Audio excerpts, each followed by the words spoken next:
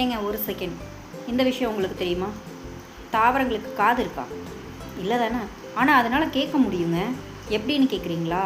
ஒரு சில பூச்சிகள் தாவரங்களை கடிக்கும்போது அந்த தாவரங்கள் தன்னை பாதுகாத்துக்கிறதுக்காக ஒரு விதமான பாதுகாப்பு ரசாயனத்தை வெளியிடுதாமாங்க. இது மூலியமாக தான் தாவரங்களுக்கு கேட்கும் திறன் இருக்குன்னே தெரிஞ்சுக்கலாங்க. அது மட்டும் இல்லாமல் ஒரு சில மரங்கள் தனித்தனியாக இருக்கிற மாதிரி தான் நமக்கு தெரியும். ஆனால் அந்த எல்லா மரங்களுமே ஒன்றோட ஒன்று கனெக்டில் தாங்க இருக்குது.